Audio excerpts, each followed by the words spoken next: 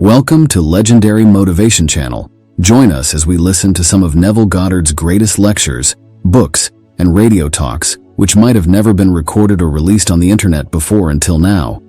Sit back and enjoy the masterpiece work of one of America's greatest mystics, Neville Goddard. In the second letter of Peter, we are told that he has granted unto us his precious and very great promises, that through these we may become partakers of the divine nature. 2 Peter 1:4. These precious and great promises can be recognized only as they are worked out in the life of an individual. These are the great and precious promises of God. Now tonight, let us take a good look at what is promised. In Paul's letter to the Romans, and Paul's letters preceded the Gospels, and here we read in these letters, he is designated Son of God through his resurrection from the dead. Rom 1:4. In the same chapter he says, I am not ashamed of the gospel. It is the power of God for the salvation of everyone who has faith. Verse 16. Here he identifies the gospel with Jesus Christ. So when you read the word Jesus Christ, you could read the word gospel. So when we read now in the Sermon on the Mount, think not that I am come to abolish the law and the prophets. I am not come to abolish them, but to fulfill them. Matthew 5:17. We could read, think not that I, the gospel, came to abolish the Torah of Moses or the promises of God through his prophets, but to fulfill them. Can you substitute a person? Just take that out of your mind's eye. A being coming into the world, and see a plan coming into the world. See a story, and it's called the gospel. Can you see it being told you? And it's the most incredible thing in the world. All it asks of you is to believe it, actually to believe it, so that it may become the engrafted word, that it may actually engraft itself upon you through your belief. It will save you. From what? From this world of eternal death. It will awaken within you, and everything said in the gospel concerning a man, you will be the man. For the story takes a man to express it. It's the story of the power of God that will raise the individual who hears it and accepts it, and will raise him from this eternal death into everlasting life. But he will not only be raised to that infinite state, he will partake of the divine nature. He will be God himself. That's God's story. For the word gospel, which means good news, is the gospel of God. So here, when we are told that he is raised, who is raised? We are told Jesus Christ is raised. He is designated Son of God in power through his resurrection from the dead, Jesus Christ our Lord. Then in the same chapter, the first chapter of Romans, he makes that statement, I am not ashamed of the gospel. It is the power of God for salvation, for everyone who has faith. So here, he equates one with the other. So one is a person. We speak of Jesus Christ and you think of a person. I speak of the gospel and you think of a book, you think of a story, and yet he tells us it is one. If you could only believe for one moment, it is a story that is being told to the world. The churches have taken it and personified it, and they should in a way, because it takes a man to express any attribute of God. And this is God's story of good news. So you are the man. Whether you be male or female, you are that individual who must first hear the story, consent to it, believe it, and allow it to engraft itself upon you. As it engrafts itself upon you through belief, and you have faith in it, then one moment it erupts, and then the entire story as told in the gospel concerning a man called Jesus Christ unfolds in you, and you are he, the redeemed.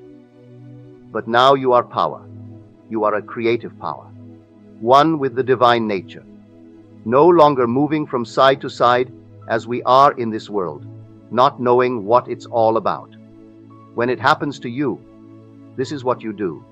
You say, I do not come to abolish the law and the prophets. I come to fulfill it. It's a story now completely erupting within you, and you see the entire story differently. The first thing you say, when I say the first, I mean among the first. You spiritualize the Torah. You have heard it said of old, you should not commit adultery. Exodus 20:14. But I say to you that any man who looks lustfully upon a woman has already committed the act of adultery in his heart with her. Matthew 5:27. But don't stop there. You take every statement of the Old Testament concerning a command and you spiritualize it. Now here is one. You shall not boil a kid in its mother's milk. This in the 23rd chapter of Exodus, verse 19. Now that statement taken literally has enslaved a large section of our world for 6,000 years. You go into an extremely Orthodox Jewish home, or go into a restaurant, a kosher restaurant, or a delicatessen, and you could not have anyone there serve you any product that came from the cow, a dairy product, milk, butter, cheese, if at the same time you order meat. If you say to someone, having ordered a piece of meat in a sandwich, put a little butter on the bread for me, well, they'll think you're insane. Not in this restaurant, not in this house. You would not have milk served at the table in any Orthodox kosher home if you had meat served. That's not on the table. You might today, having had a new development called margarine, made not from the product of the cow, but made from the vegetable world. Then they could serve that in lieu of butter. But you would not have anything from the dairy served when meat is served. You shall not boil a kid in its mother's milk. That's a statement. Now, when this story erupts in man, they see all the commandments differently. Here is an interpretation of it. The kid, like the lamb, has always been used as a sacrificial animal. Everything in my world is my kid. I brought forth everything in my world, good, bad, and indifferent, but everything. Now there are certain things in my world I would like to get rid of, just leave behind. I should sacrifice it. That's the purpose of that kid. My attention keeps it alive. Well, milk keeps the child alive. So attention is the milk. So I pay attention to the unlovely parts of my world, and I wrestle with it. I steep myself in it morning, noon, and night, and I am boiled in it. If I continue paying attention to what I do not want, I keep it live in my world. I am called upon to sacrifice it, but not to boil it in its mother's milk. Well, I am its parent, I gave it birth. The unlovely thing in my world, I gave it birth. And so now, as it erupts within the individual, the true meaning of these wonderful statements of the Old Testament. But they were all to be taken psychologically. Man did not realize he was living in a psychological world, in a world of imagination. So he takes only one statement, that which would fit every man in the world. For any man worthy of the name looked upon woman, and unveiled her in his mind's eye, and had an affair with her in his mind's eye, and that was the act. Now, he restrained himself because of his training. He was trained differently, that you cannot do these things. Or he might have been restrained based upon fear. He contemplated the consequences of his act, and he restrained the impulse. But here comes one in whom it erupted, and he took the law and interpreted the law psychologically. They never heard that before. They thought, if I restrain the impulse, well then, that's enough. I can go through life every morning, noon, and night, unveiling every woman in the world and having in my mind's eye an affair, and that's all right, because I didn't perform the act. Now that restraint could have been based upon fear, based upon cowardice, based upon contemplating the consequences, and he didn't want to be embarrassed in the presence of society. Numberless things could have restrained him, but he is told it is not enough. You performed the act at the moment that you imagined it. That's when you did it. So here, you take all the commands, everyone. Not only those that are in the 10, but the one I've just taken in the 23rd chapter of Exodus. Do not boil a kid in its mother's milk. So all day long we are boiling the kid in the mother's milk. We're taking what we do not want in our world and paying all attention to it. That is the milk. And we are feeding it and keeping it alive. I should sacrifice that kid, which is the symbol of sacrifice, and take my attention away from it, and put it on something entirely different. Now, up to a point, you and I are free to decide and to act. Up to a point. The action is all imaginal. I decide now what I want to be, and I name it. You decide you want to be the biggest in your profession, or to be this, that, and the other, and you name it. Having made the decision, you only act mentally. It's an imaginal act. You create the scene which would imply the fulfillment of that state, and you act it. At that moment, you're over. You do not devise the means to fulfill it. You simply act. At that moment, then, consequences take over, and consequences then create a new situation which now demands from you, well, a new decision. Because this is now a new challenge demanding of you a new situation, a new decision, a new act. And all you do is act.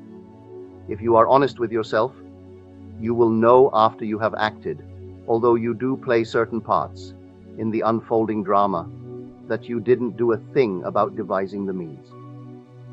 You meet this one automatically, this one by chance, this one so and so, and then it all adds up, and what you acted upon comes to pass. The whole thing comes to pass. But the minute it comes to pass, then it confronts you with a new situation. Someone wants to be the biggest in the company, not knowing that it carries with it certain responsibilities. The minute he has assumed that he is now the head of the company, he forgets the consequences of that position. But he acts upon it and he becomes the head. Then he is put aside as an individual, and then that creates a new situation. And he who dreamed upon it never dreamed that when he got it, he'd be confronted with all these problems upon which now he has to act. First, he must decide and then act. He either resigns because he feels he can't do it, or he believes he can do it. If he knows this law, he can do it because he will simply act as though he did it. So he takes the law, he does not rub out the law. He said, I did not come to abolish the law and the prophets. I came to fulfill them, not to abolish them. So the plan is in the man, and that plan is not only to fulfill by reinterpreting the law of Moses, but he reinterprets the promise of the prophets, because man was expecting a man to come to save him. And it isn't a man who comes to save a man. It is a pattern. It is the gospel. It is the story. And the story is in man. He heard it and he believed it. And that story is in man, and then it erupts in man. And the entire drama concerning Jesus Christ unfolds in him. Outwardly, he is the same man in the eyes of all of his friends and his relatives. And they will see a simple man and wonder if he is mad, because he is telling them what happened to him, that in him is Christ or the plan. But they thought Christ was a person, and Christ is the plan. I am not ashamed of the gospel. It is the power of God for salvation for all who have faith. Now he defines Christ as the power of God. Well, if Christ is the power of God, as the same writer defines him in the first chapter of 1 Corinthians, now he defines him in the first chapter of Romans as the gospel. The gospel is the power of God for salvation. So here is the story. So I can tell you a story, the most incredible story in the world. You can't top the story of Christ, that a man dies and rises, that a man is crucified, and then he rises and now sits at the right hand of power. He now sits with the creator of the world and is one with the creator of the world. That he actually unfolded within himself all the and all the promises. He has granted unto us his precious and very great promises, that through these we may actually become one with the divine nature. Well, the divine nature is God. I become one with it, or like it, no, one with it. By actually accepting this story, he transforms or refashions my lowly body to be of one form with his glorious body. And you rise. Outwardly, you're the same being, and they know who you were. They think what you were, you are. because they will not listen to what has happened within you. So you go to your little grave, and they will feel, all right, so another friend has gone and I miss him. They do not know the one who has gone. While he walked among them, he has completely awakened from the dream of life. That he believed the story, and it actually germinated within him. It erupted within him, and everything said in the story of a being unfolded in him. And he was that Christ. But they didn't recognize him, for Christ is not a little person who lived long since and is now remembered only by those who hear the story. No, he's a contemporary. You believed it. I heard it. And all of a sudden, when I least expected it, I realized who he really is. He was a pattern. He was the pattern man. He was the semen of God, the germ of God, the seed of God. When I heard the story, that was the word, and I was the land on which it fell, because I heard it with acceptance. Matthew 13. As I believed it, I received it, and then the whole thing germinates within me, and then suddenly it erupts. So here, you and I are free. Yes, up to a point. In the world of Caesar, we can prove the same law. In the world of Caesar now, I'm free this very moment to make a decision. Even if I don't decide, that's a decision. Not to decide tonight. But you can decide. You say, I want to be. You name it. When you name it, then you must act. You act upon it. But you don't act physically. You act mentally. The whole drama is in your imagination. And so, I will now decide what I want to be. And in my imagination, I will act. That's all I can do. That's as far as I can go. Then consequences will take over. Right from that moment, they take over. And they will create a new situation. That new situation will then confront me with a new challenge. And that new challenge will demand of me a response that means another decision and another act. I go on and on and on that way. If I don't know the principle behind the whole thing, when I bring my dream into being, I think that's it. Today, many a person would say, if I only had $5,000, oh, I'd feel so free. So they get $5,000. That never satisfies. They want $50,000. So they get $50,000, and that isn't good enough. Why? Because you always move up, or mostly. So I can tell you of a friend of mine in New York City now. In the days of vaudeville, he was an adagio dancer. Strong, strapping, short fella, but very strong. Then came the war, and he was drafted. When he came out, he'd gone beyond the point where he could go back into and vaudeville was gone anyway. He became a waiter, and he moved up to a maitre d' in a night spot in Greenwich Village. He began to come to my meetings, and he heard what I am telling you. He said, now I'm going to apply it, if I could only have $5,000. Well, in no time flat, Victor got $5,000. The men came in, he was the maitre d', and they gave him tips. Well, the market was rising, but don't justify it that way. They gave him tips not only in dollars and cents, because he gave them the best table and the best steak and this, that, and the other, but they gave him tips on the market. In no time, Vic rose from his $5,000 that he got to $50,000.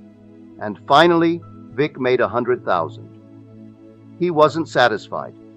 Yet if he could only get $5,000, that would be all that he wanted. And Vic in no time got $100,000. At least it was right there. He could have sold and realized $100,000. The market went this way, and Vic went from $100,000 to $50,000. Then he got panicky. I said, have you forgotten the market? Have you forgotten how this thing rose all in your consciousness? So he went back and kept on again. But I can't be there to remind him every second of time. When I go to New York, he never misses a meeting, and there he is to be reminded. But must I call him and write him and ask how are things going? I can only tell the story. I tell you who Christ really is. Vic was born and raised in a very rigid Catholic Italian family, and there's still that conflict within him. I can tell him from now till the ends of time that Christ is a pattern. Christ is the pattern man. You're a man, You don't want to unfold within you a monkey. It's not a pattern monkey, it's a pattern man. And God is man. He's making man in his own image, raising man to a higher level, and Christ is really a pattern, the pattern man. It's buried in you. And now, if you really believe it, believe the story as true of you, the most incredible thing in the world. What's incredible about it? Well, it's this. It was God's purpose to give himself to you, Vic, as though there were no other in the world. Just in the beginning, God and you, and eventually, when the gift was completed, only you, that you are he.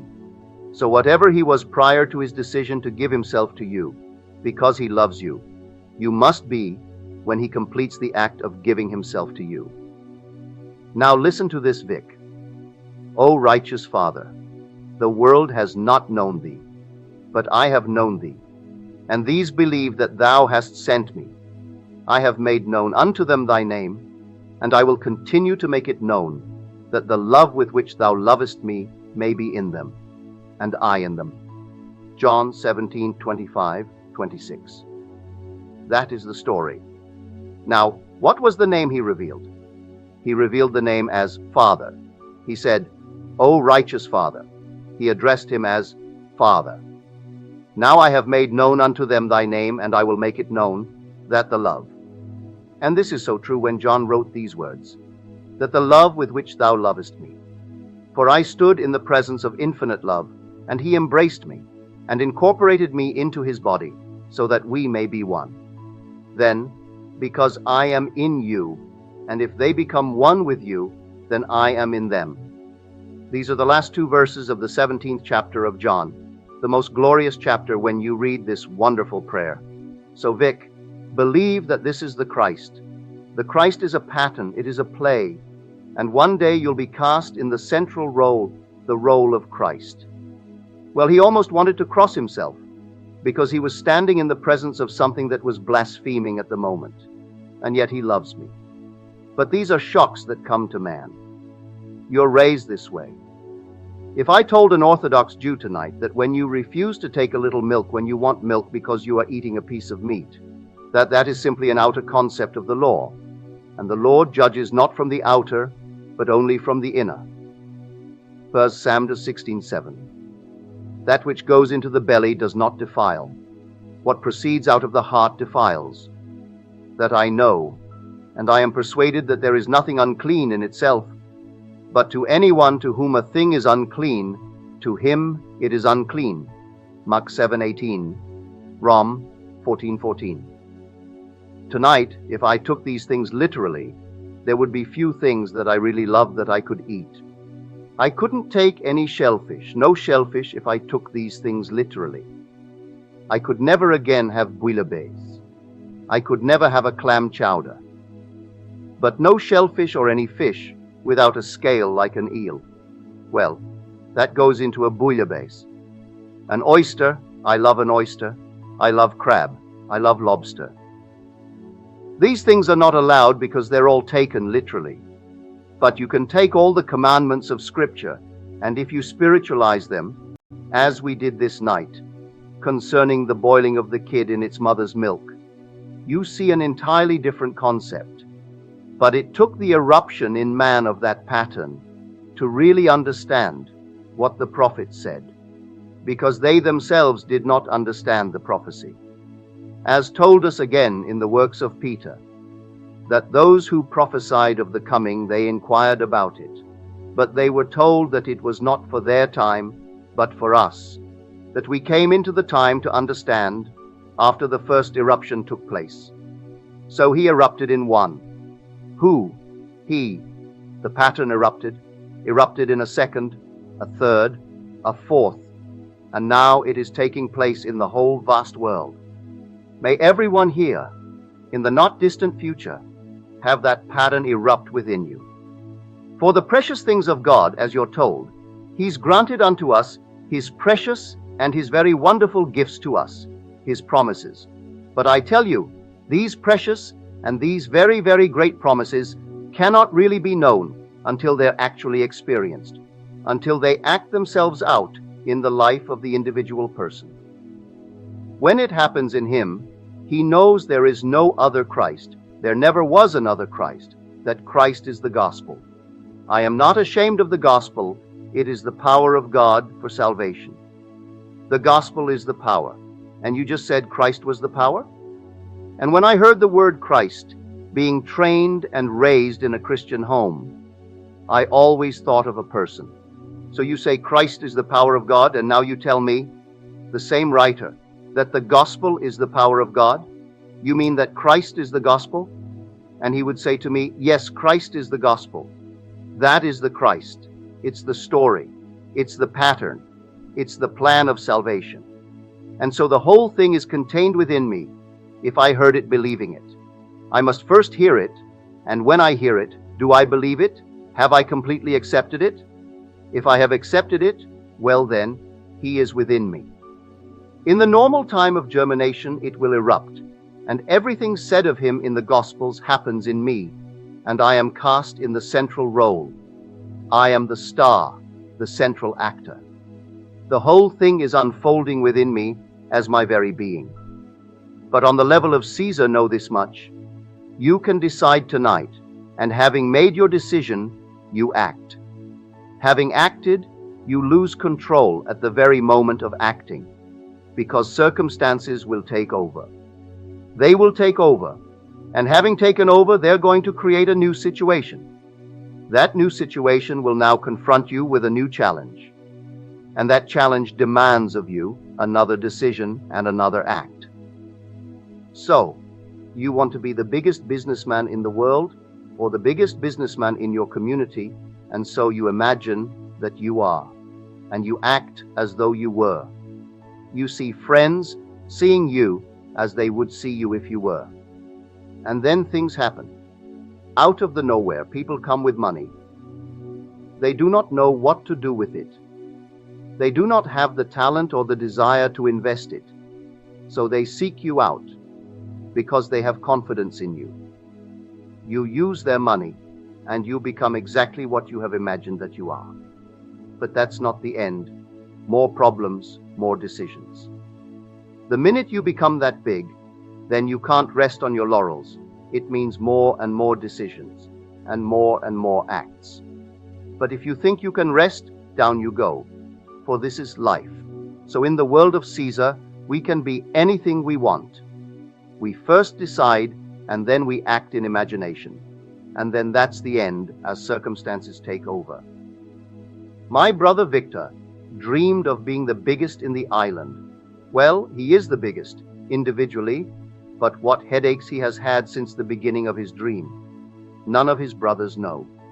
Because I am not there constantly, we have a more intimate relationship when I go home, and he will tell me what he wouldn't tell those that he sees every day.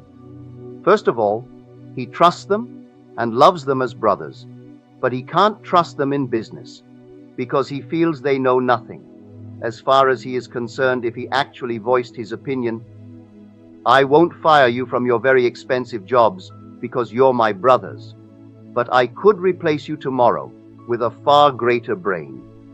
But they aren't my brothers. That's what he would tell them. Because I know he's implied that to me. But they're brothers. And so I asked him one day, why don't you give responsibility to my brother Cecil, and to Fred, and to Colin? He said, I can't. They're not qualified to do it. And I've done it so long before they came into the business. I don't feel that they could do it. They'd lose the business. So here, what problems after he made his dream come true? Because the thing is still growing, he has to keep on acting and let it grow, and act, and then let it grow.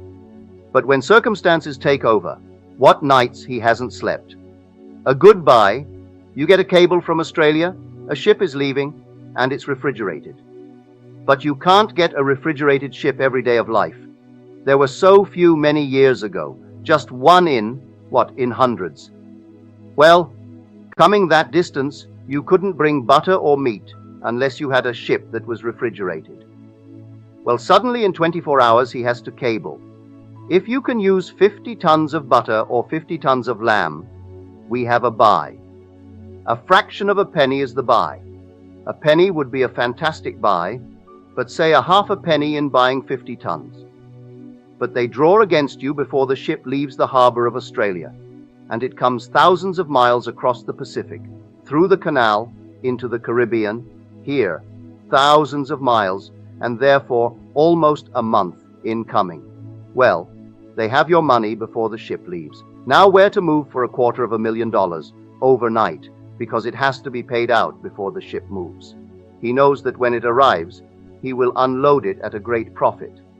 It will take time, but the profit is there. But then you're frozen, and the mind is all a sea. So he has lived that sort of a life. But he loves it. He likes dreaming noble dreams in business and then acting this way. Now we love each other dearly, and we have much in common. And yet so little in common when it comes to his passion in life, which is business, and my passion, which is the Word of God. He thinks I am completely insane doing this with no returns when he gets such returns. But his returns are in the world of Caesar, and he can't take it with him. And my returns are in eternity, and I take it with me. I don't need any bank book when I leave here, because it is the power that you take with you. And here, Christ is the power of God. Well, the gospel has completely awakened within me. I've experienced every aspect of the gospel. The gospel is described as the power of God for salvation. I am not ashamed of the gospel, said Paul. It is the power of God for salvation for everyone who has faith. Well, the whole gospel has awakened within me. You could take me now and actually let me tell you the story as I've tried to tell it and have tried to write it. And that's the story. Everything said in the story concerning his birth, with witnesses, with everything, where I can actually claim I am the Father because the Son called me Father. The only Son called me Father is 2:7. So the entire story has unfolded within me, and I take that with me. And the story is the power of God. So when I move from this little garment and take it off, I am the power of God. I am one with the nature that is the divine nature. But to Vic, that doesn't mean a thing. He will say to me, well, can you draw a check tonight and have it honored for X number of thousands? And I will say no, but you see he can. Well, I can't blame him. He has had his dreams and he's made them come true. So he has exercised this power on a certain level, on the level of Caesar. And fortunately, it erupted within me and exercises itself on an entirely different level. So here tonight, let me tell you the story is true. True beyond the wildest dream of man. And when it erupts within you, you will spiritualize all the commandments, and they'll make sense. You will not have to simply go along with any outside conformity. That you will not have to deny yourself this, that, and the other at a table, because you interpreted the law on a literal level in a certain manner. You will eat anything before you if it satisfies you. When I was a strict vegetarian for 7 years, I went to Toronto, and my friend who was our host, I was in her home, and she could ill afford the meal that she put down that night, a lovely salmon. She really didn't have much. In fact, she had little. But I was her son's friend in New York City, and he worked for the New York Times. This night I was her guest for 10 days in her home in Toronto, and she had this lovely salmon. Well, I had never had salmon in 7 years. I hadn't eaten fish, fowl, meat, not even eggs. I knew I could not offend her, and I knew I had to violate my pledge this night. And my old friend Abdullah told me years ago when I saw him eating all these things, and I was not, he said, it would poison you if you ate it, because you have quibbles. But you see, I can eat everything, because I have no quibbles. But since you have quibbles, it will poison you. Well, I sat down, and this lovely salmon, and all the others ate it. There were about 8 around the table. All came to meet me. We all sat down to eat. That night I was as sick as a pup. I brought up my boots, but no one else did. I was self-poisoned. I did not eat this thing in 7 years, and I violated my pledge to myself. and I was poisoned on the most wonderful piece of salmon, fresh salmon. They all enjoyed it. Well, this is life. And so tonight, if any Orthodox Jew ate a piece of pork and knew he was eating it, he would be just as sick as I was that night, because it's all in conflict with what he believes. So this is life. But the thing itself didn't hurt you, it's the individual's attitude toward it that hurts him. His attitude hurts him. So he said, I'm told that there's nothing unclean in itself, but any man who sees anything to be unclean, to him it is unclean. You want that quote? It's the 14th chapter, the 14th verse of Romans. It's good to know that there's not a thing in this world that is unclean in itself, but if you think it is, well then, you and your thoughts make it unclean. You go through life this way. And everything will be lovely if you spiritualize the commandments, starting off with the one that he picked in the Sermon on the Mount, that you will read in the 5th chapter of Matthew. You've heard it said of old, you should not commit adultery. But I tell you, anyone who looks lustfully upon a woman has already committed the act of adultery with her in his heart. Verse 27. Well, no one thought of that. That was spiritualizing the commandment. They thought only the physical act was the act. And he shows them it was the mental act that was causation, not physical. So if I do anything in my mind's eye, in my imagination, and get the thrill of having done it, like slapping someone in the face, if I do that and I feel it, well now, I've satisfied myself, as people will do that in their mind's eye. They think, well, I didn't do it physically, therefore they can't arrest me. But now wait, that is causation. And then consequences will come into the world and create a new situation that you do not relate to that imaginal act. But that imaginal act caused the consequences, and these in turn are now creating a new situation which will confront you with a new challenge, and you don't relate the new challenge to that original act of yours when you did it, thinking yourself unseen, that no one sees me. Well, that is answered in the 8th chapter of Ezekiel. We think we're all alone. The Lord doesn't see us. He doesn't care. And they went into the chambers of their mind, and they performed the most beastly acts in their mind's eye, thinking they were unseen by anyone, not knowing that the Lord sees all. Verses 8 to 13. So here, you start on this level, and then you move into the most incredible story in the world. You hear it and you believe it, you accept it, and now it's grafted upon you. The engrafted word. Then suddenly one day it erupts, and you are the central figure, and then you know who Jesus Christ is. You look into the mirror the next morning at the same being. You shave the same being. You have all the limitations. Your bank account hasn't grown any bigger. There's no bigger deposit. The bills are still coming in. And yet you are Jesus Christ. You are the Lord Jesus Christ who brought the whole vast world into being. And here you don't have one penny more than you had the day before in your deposit, confronted with all the problems in the world. And yet, the whole pattern unfolded within you. No one can see it, and few will trust you to the point of believing it, because they are still conditioned by a personal Christ, and you are not he. It is another being, painted like the great artists have painted. So depending upon your racial background, you'll say, show me them all, because there are about 46 of them. Let me pick out the one, because there are at least 46 in the library in New York City. I've seen them. So which one would I pick? The blonde fella or the brunette or the other one?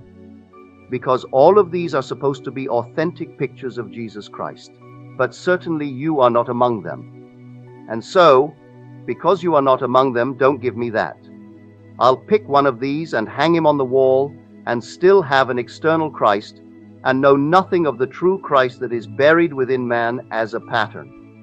It's the story called the gospel, which is called the good news of God, the good news of redemption. So this year, just a matter of 2 weeks away, 1 billion Christians will observe the day and know nothing of the mystery. That goes from the Pope down, because he could not be saying what he is saying tonight. That comes into the print, giving his signature behind it, and know the story. You could not be that deceitful. So I will say, forgive him 100% because he doesn't know. He's elected to that position just as Mr. Nixon is elected to his position. It's a political position under the mask of religion. So it's a powerful land. Mr. Nixon will represent 202 million of us. The Pope represents 500 million Catholics. It's a far bigger empire, and like all empires, they have tremendous responsibilities in the world of Caesar. And so I say he doesn't know. If he knew, he would not be there. He would be possibly in the same faith, but a great theologian buried away, unknown. Now, let us go into the silence tonight. Make a decision first, and when we go into the silence, let us act upon it. I will not tell you what you ought to desire. You know what you want most in this world. Well then, having decided what you really want, then in the silence act upon it. Create the scene which would imply that really you have it or are it, either one. When you come out and you break that silence, know that it's coming to pass, because you will find circumstances molding themselves without your help, which will then confront you with another challenge. Now, let us go. Well, if there aren't any questions until next time, thank you.